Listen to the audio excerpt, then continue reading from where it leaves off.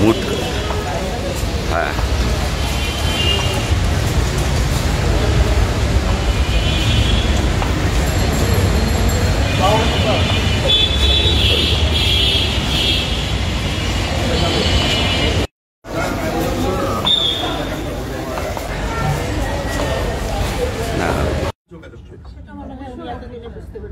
এটা খুবই গুরুত্বপূর্ণ, এইটা রাখতে হবে আর কি, সময় লাগবে যেটা, কারণ সব ফাংশন গুলো আসতে অনেক ফিজিওথেরাপি দিতে অনেক কিছু স্যার এই অপারেশনগুলো তো আমাদের এখানে ফ্রি করে নিও।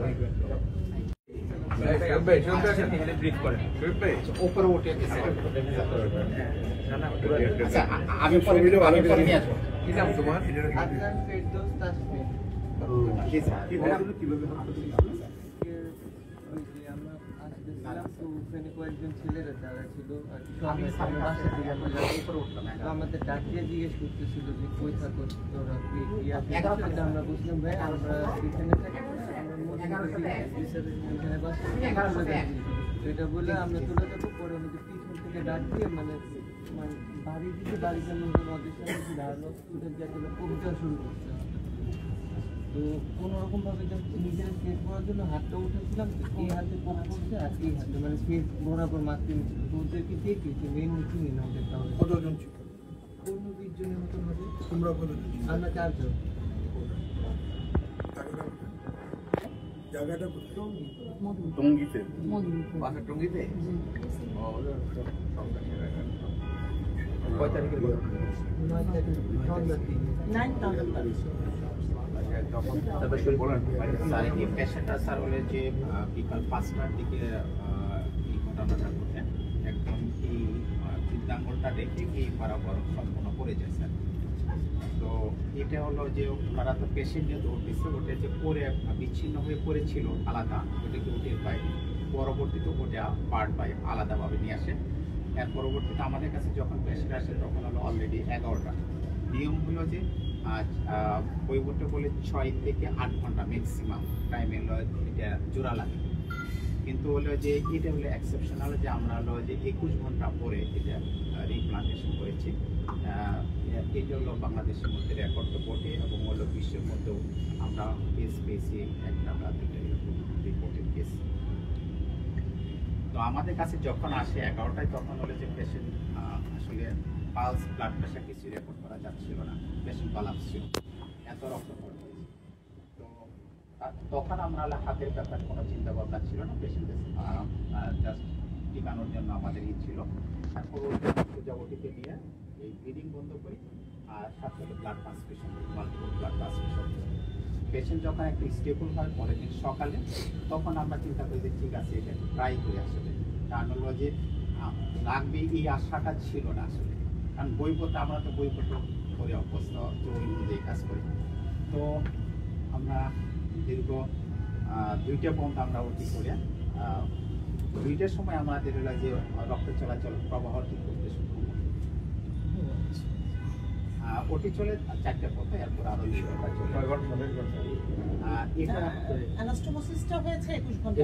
আমরা অপারেশনের ইটা করি যে যখন রক্ত প্রবাহটা সক্ষম হয় যে ওটি দিয়ে তো নিউট্রিশন পায় ওই অংশটুকু, এটা আমরা চিন্তা করি যে যতক্ষণ পর্যন্ত হলো যে রিভার্সিকুলারাইজেশন না হয়েছে ততক্ষণ পর্যন্ত আমরা এই টাইমটা কি বলি আমরা যে ইমপ্লান্টেশন টাইম নিয়ম হয়।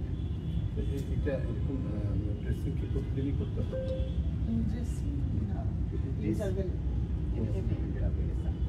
আর বেসিক্যালি আমাদের যে কেসটা স্যার হলো যে রিপ্লান্টেশন কেসটা, এটা হলো আমরা নিয়মিতই হয় এখানে, কিন্তু এর ক্ষেত্রে এক্সেপশনাল একটাই যে এত দীর্ঘ সময় পরে আমরা সাধারণত 4 থেকে 6 ঘন্টা বা ম্যাক্সিমাম 8 ঘন্টা পরে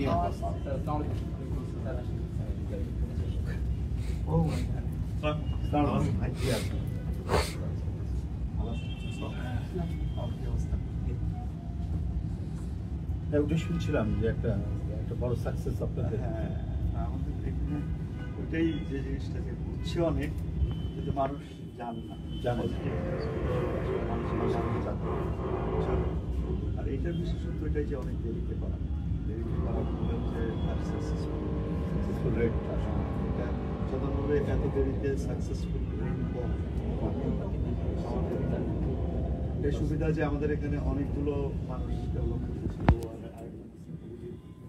ও মানে মাইক্রোসফট প্রাইভেটে আবার ওরাই করে, বিশেষ প্রাইভেট। তো আমরা যদি ভিজিট করতে গেছিলাম ওই ভিডিওটা একবার নিয়ে যাই তো, নিয়ে যাই নিয়ে যেতে আমি আজকে এই ইনস্টিটিউশনে আসার মূল উদ্দেশ্য হচ্ছে এখানে একটা ব্যতিক্রম ধর্মী যা সহজে সম্ভব না, সেই সম্ভবটি করেছেন আমাদের এই প্রতিষ্ঠান, তার চিকিৎসকবৃন্দ। একটি বিশাল কাজ এবং আমি বড় ধরনের একটা অ্যাচিভমেন্ট বা অর্জন বলে মনে করি। টঙ্গীতে তাসফিন নামে একজন কিশোর কেবল ইন্টারমিডিয়েট পাস করেছে, সন্ত্রাসীরা তার হাত বিচ্ছিন্ন করে দিয়েছিল। সেই বিচ্ছিন্ন হাতটাকে প্রায় 21 ঘন্টা অপারেশন করে তারা 21 ঘন্টা পরে তারা সেটাকে জোড়া লাগাতে সক্ষম হয়েছেন এবং এখন স্বাভাবিকভাবে হাতটা কাজ করছে এবং আমরা নিজেও দেখে আসলাম যে আঙ্গুলগুলো নড়াচড়া করতে পারছে। মানে এখানে আসার এই উদ্দেশ্য হচ্ছে যে আমাদের চিকিৎসকবৃন্দ আমাদের বাংলাদেশে তারা প্রতিটা ক্ষেত্রে মানে চিকিৎসা বিজ্ঞানের যতগুলো শাখা আছে প্রত্যেকটি শাখায় আমাদের বাংলাদেশের সারা চিকিৎসকরা সিনসিয়ারলি কাজ করলে এখান থেকে হাজার হাজার মানুষ পার্শ্ববর্তী দেশ বা বিদেশে যায়, সে যাওয়ার আর প্রয়োজন হতো না। কারণ আমাদের চিকিৎসকবৃন্দ তারা মেধায়, মননে এবং কাজে অসাধারণ তাদের দক্ষতা রয়েছে, সেটার একটা বহিঃপ্রকাশ, তার একটা ম্যানিফেস্টেশন আমরা দেখলাম কিছুক্ষণ আগে এখানে। যে তাসফিন যে রোগীটা যার হাত জোড়া দিতে সক্ষম হয়েছেন আমাদের এই প্রতিষ্ঠানের চিকিৎসকবৃন্দ, সেই কৃতিত্বটা আমরা ডাক্তারদের দেখে আসলাম। হ্যাঁ, এটা ডাক্তার শরীফ তার নেতৃত্বে এখানে হয়েছেন এবং প্রতিষ্ঠানের সকল চিকিৎসকবৃন্দ, আমাদের পরিচালক মহোদয় বসে আছেন, তার প্রত্যেকের তত্ত্বাবধানে এবং মনোযোগে সেটা ক্রমান্বয়ে সে সুস্থ হয়ে উঠছে। তো আমার মূল উদ্দেশ্য দেখা যে একটা বিষয় হলো যে আমাদের চিকিৎসকরাও কত বড় ধরনের কাজ করতে পারে সেটি একটি দেখা, এবং অসুস্থ রোগীকে দেখা, বিচ্ছিন্ন হাত সেটা জোড়া লাগাতে সক্ষম হয়েছে সেটা আমরা চাক্ষুষ আমরা সেখানে দেখে আসলাম। ডাইরেক্টর সাহেব এখানে, আমাদের ম্যাডাম ছিলেন এবং যিনি মূল যে ডাক্তার শরীফ সে ছিলেন এবং তার সাথে যারা সহযোগিতা করেছেন সেই তরুণ চিকিৎসকবৃন্দরাও ছিলেন। তো সব মিলিয়ে আমি নিজেকে গর্ব অনুভব করছি যে আমরা এই বাংলাদেশের মানুষ, আমরা রিসোর্সে, সম্পদে, মেধায় কোনো দিক থেকে আমরা কম নই। শুধুমাত্র একটা পৃষ্ঠপোষকতা দরকার। আমাদের রাষ্ট্র যদি ঠিক প্রো পিপুল হয়, আমাদের রাষ্ট্র যদি সঠিকভাবে এটার যে পৌরোহিত্য করতে পারে, সঠিকভাবে যদি তত্ত্বাবধান করতে পারে, তাহলে আমরা পৃথিবীর মধ্যে একটা সমৃদ্ধশালী রাষ্ট্র, একটি আধুনিক রাষ্ট্র আমরা গড়ে তুলতে পারব। তার নমুনা আমরা এখানে আজকে দেখতে পেলাম কিছুটা।